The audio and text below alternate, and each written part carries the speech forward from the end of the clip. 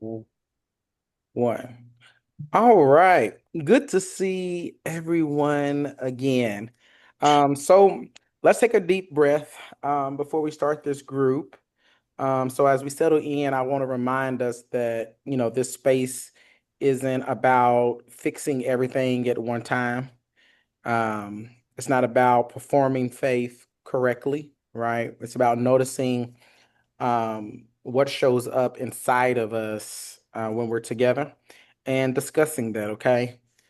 So today I'd like us to gently explore how anxiety and spiritual distance is felt within the confines of the group. So no pressure, just, kind of speak quickly about what's kind of going on inside of you, okay? So welcome. So as we start, I'm curious about each of you who came into the room today. Um, I want to know what you're thinking about. What's kind of on your heart, what's on your body, what's on your spirit, right? So whoever feels ready can kind of start and begin. I'll go. Um, I just feel just really discouraged. I'm just discouraged in all aspects of my life.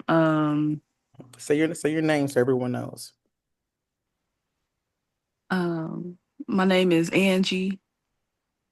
Hello, Angie. Okay, go Yeah. ahead. So, yeah, I just feel discouraged in all aspects of my life. And I would say spiritually, I just feel like I feel really ignored by God, and not heard. Mm, you feel ignored by God and I heard. Mhm. Well, Angela, I noticed as you were speaking, your voice I said was Angie. okay, Angie. Well, I Like, noticed as you were speaking, your voice was softened a bit and you was looking down a bit. And so I can see that, that you feel like you're not really heard, you're not really understood. What do you think that could be stemming from? um, Or who is causing, should I say, who is causing you to feel that way? I don't think it's a person per se. Mhm. I just think it just might be a combination of things, a combination of life experiences. Mm, a combination of life experiences. Or are you feeling this at work? Are you feeling this in your home? Everywhere, every capacity of life. Everywhere, every capacity of life. Hmm. Well, how do you feel today discussing this in group? Do you feel sure, safe, or are you kind of wondering? Um, Wondering. Wondering. Yeah. Okay.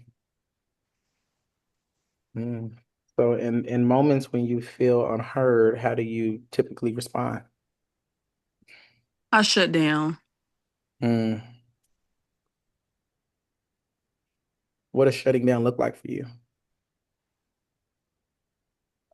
For me, shutting down is withdrawing, Mm-hmm. um, isolating, things of that nature. Mm. Isolating, sticking to yourself. Hmm. Mm. Well, thank you for sharing that with us on today and entrusting us with that important bit of information about you. That takes a lot of courage, okay? Thank you. What about you, Samantha? Hi everyone. My name is Samantha. I have recently found myself really struggling with anxiety, and I'm usually like the strong friend, the strong person in my family. And recently I just feel like that is starting to consume me a little bit. So I've been having some trouble with this newfound anxiety that I have now. Mm, what gives you anxiety? Um, some things that kind of trigger me a little bit would be just feeling overwhelmed, and lots of people depend on me and lean on me. And sometimes I feel like I don't have all the answers, while Mhm. I'm also internally battling these things within myself. I'm not really vocal about how I'm feeling all the time. I don't like to be the emotional person because, like I said, I'm usually known as the strong friend, or people come to me for advice. So I always feel like I need to be the one that shows up. I need to be the one that is strong, the one that people look up to. So that has started to overtake my emotions a little bit. And I just want to, you know, figure out what I can do to help that. Yeah, it's hard enough to be strong for self, but to be strong for everybody, it's a huge undertaking. Do you feel that need to be strong for everyone? And what do you think that stems from? I do feel that need, because like I said, I always have someone that needs to lean on me, and I enjoy helping people, Mm.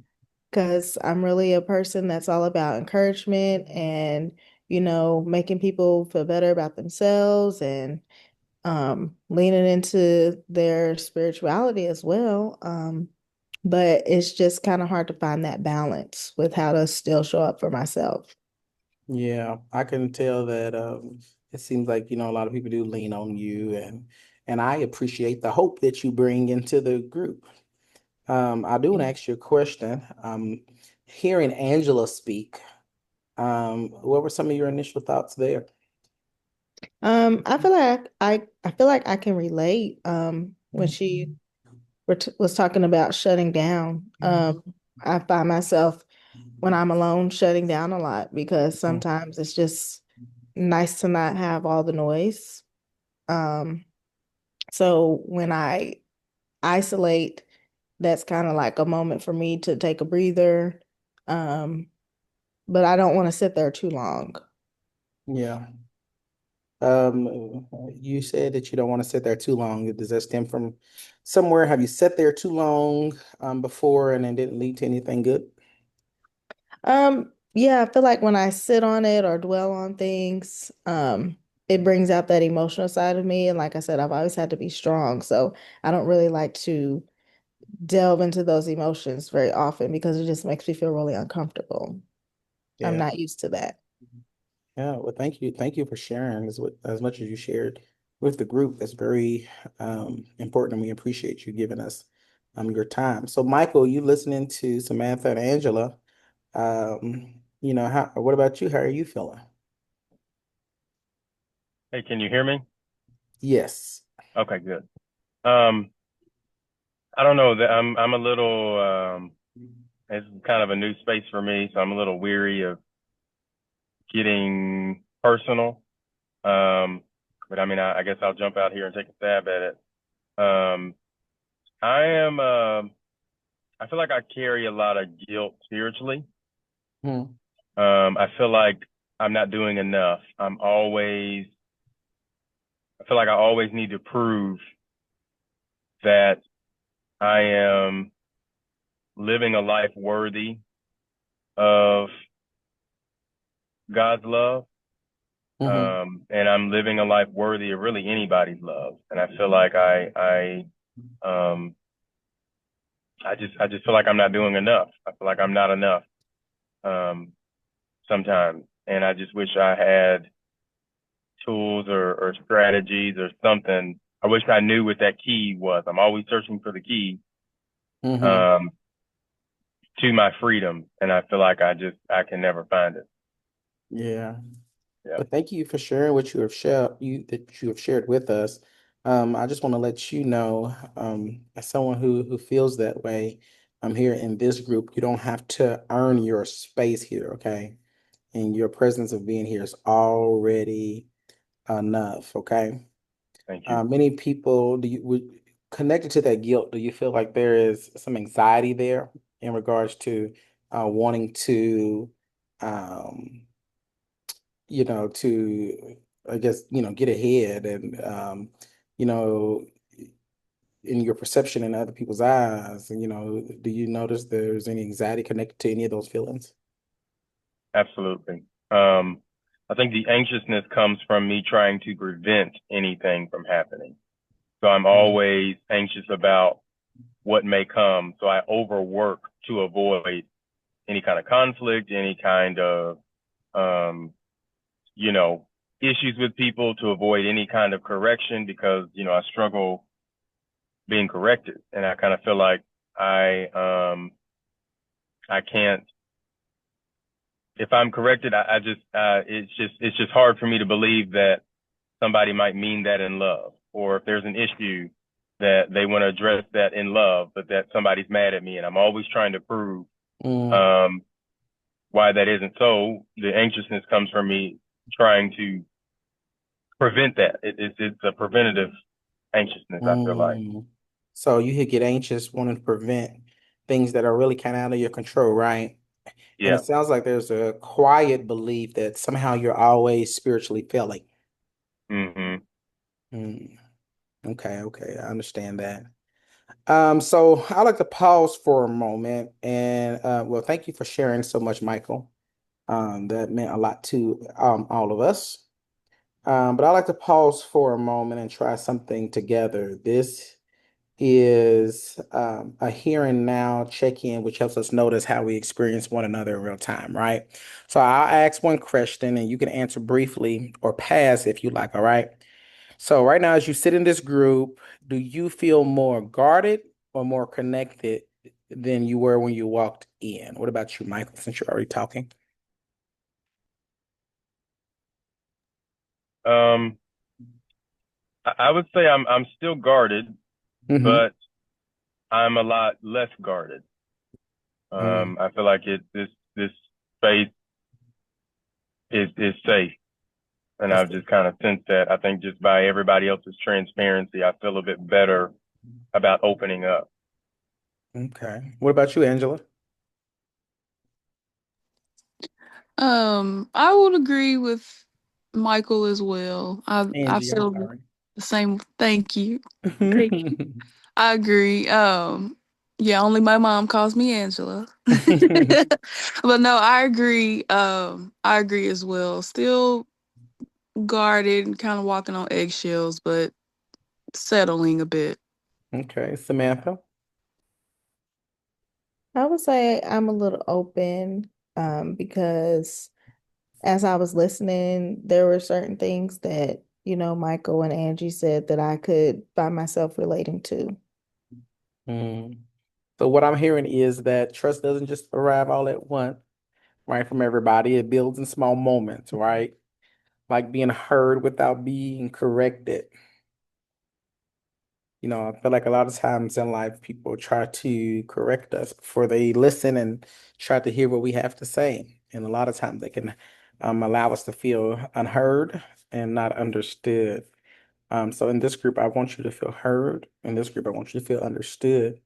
And really, I want you to be able to express your feelings and your emotions, put them into words, so that you can kind of wrap your mind around it and maybe look at it in a different way. I'm one to believe that a lot of times we can correct ourselves when we have the full picture, but a lot of times we don't want to take a look at the full picture. So that's what we're going to do. We're going to dive in and try to expose more of the picture to ourselves so that we can see what is the things in us that might need to switch, or what are some bad habits that we might be doing. Okay.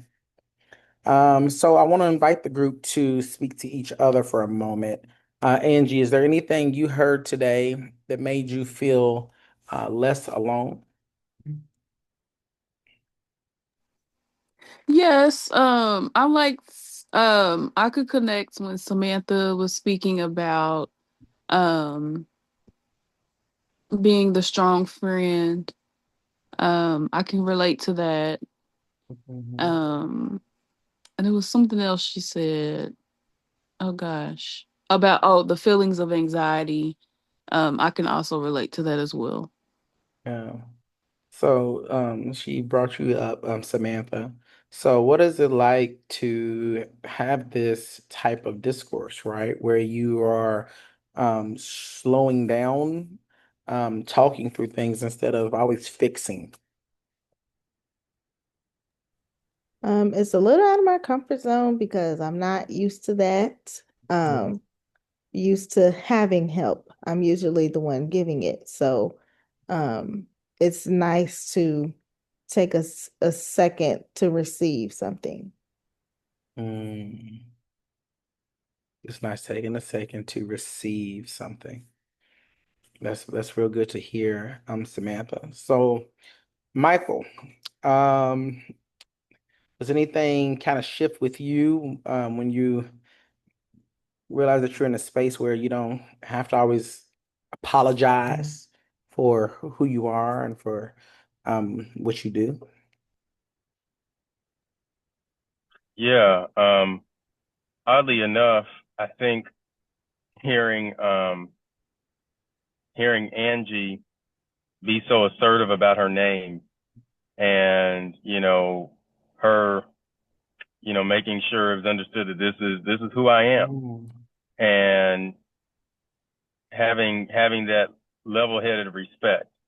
I Mhm. think that just taught me something in and of itself, that sometimes um, it's not about trying to prove who you are, but it's just knowing who you are and being that person, Mm. and not allowing anybody to just kind of pick up whatever and take on whatever opinion or thought they have about you. But, being who you are. And sometimes you got to remind people, and it's okay to do that. And it's not, Yeah. egregious to do so. But yeah. Yeah. And I'm noticing something that's shared. But it's funny because it's coming from um I would say Samantha and Michael, you two share a closer personality type than Angie. Your personality types are kind of on the opposite end of the spectrums, but what I'm kind of hearing is a shared fear of being misunderstood by God and by people. Yet when vulnerability shows up, the room actually softens instead of tightening. Have you noticed that? Yeah. So we might Yeah. have started off this group, it might feel a bit tense at the beginning, but as we talk through a few things, you realize that you have a lot more in common and in vulnerability, right? You get to see, especially in other people's vulnerability, you get to see a lot of yourself in them. And sometimes it's good to see um, ourselves in other situations because we learn a lot more that way, right? So that's let me know that this group is becoming safer, right? Even when anxiety is present. So this was a really good group, right? This was a really good get to know every one of you, and for each and every one of you to hear one another, each person in the group, and talk through a few things. As we go further along in group sessions, you'll be able to dive even deeper into some things, and you can really dissect your why. And I think that's really important. When we dissect our why, the what kind of comes a bit naturally in our lives. Okay. So as we come to the end today, I invite you to notice one thing that you're taking with you. Not a lesson, not a scripture, just a felt sense, right? So before we close, I want to say this clearly. Spiritual distance does not mean spiritual failure. Can we say that together? Spiritual distance Spiritual distance does This not mean spiritual failure. does Does not not mean mean spiritual spiritual. Yep. failure. In fact, guys, oftentimes it is an invitation to a deeper, more honest faith, okay? So pat yourself on the back and thank yourself for showing up today, exactly as you are. And we'll continue here next time at the same place. Thank you so much for all of your help. Thank you. Thank you. Thank Thank you. you. Have a great week.